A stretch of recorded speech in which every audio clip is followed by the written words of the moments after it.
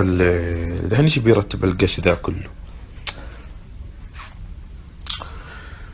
شوف هنا كمان والله فوضى.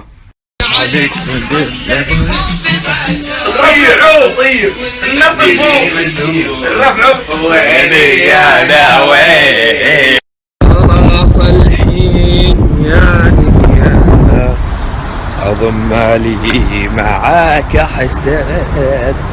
من بالله تغلط على بنطلوني اختلف عليك بالله. مو حلو عبد العزيز؟ انت الحلو والله. ما بيرجع واحد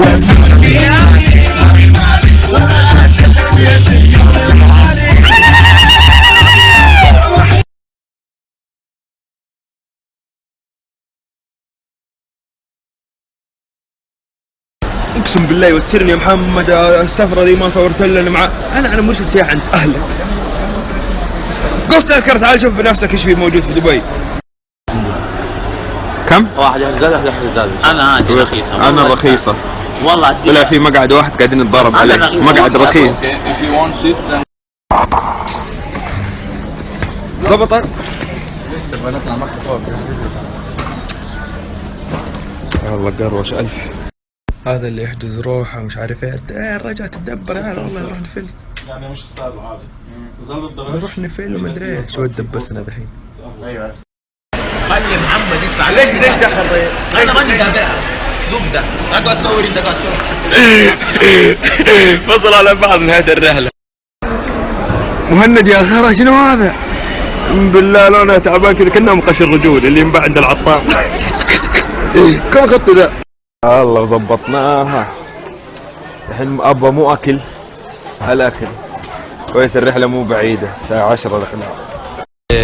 يا اخي انا من قال لي اسافر؟ من قال لي اسافر؟ دخلت بالجواز. يوم جيت اطلع بالبطاقة قال لي لا لازم الجواز، والجواز في الشنطة وانشحنت. الحين بنروح نكلمهم. شوف يا رب الشنطة ما انشحنت بالله بسرعة. نصيحة لا احد يسافر والله.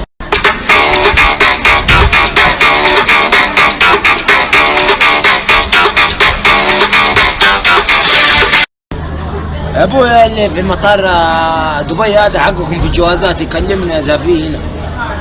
ما هو راضين يطلعونا من دبي. الادمي بيدوروا شنطة من بين 150 شنطة. ولازم اذا جيت تفتح شنطة الشرطة تكون موجودة. وبقع الرحلة ساعة. الله يعين.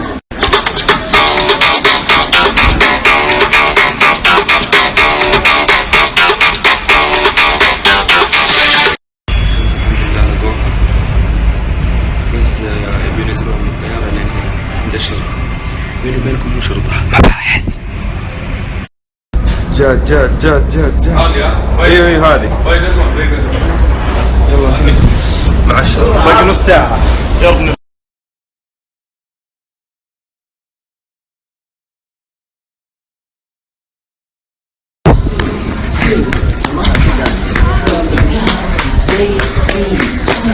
باقي 5 دقائق على الرحلة. تعبت انا يا شيخ. روح ربي يخافيك. والله الحقنا.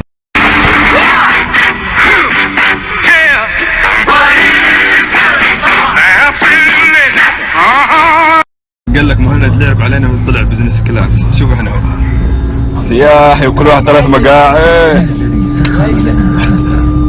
تجي لك هيا انزل هيا اسري. ايه ابوك اللي يسافر معاك والله من يوم سبتكم ضيعتوا جوازك. يلا انت قاعد تطردنا بالدور انت ولا ايه؟ تطردنا بالدور. هيا كذا قاعد اوصلكم كأنه ابوكم. مع السلامة انت ومطرينا.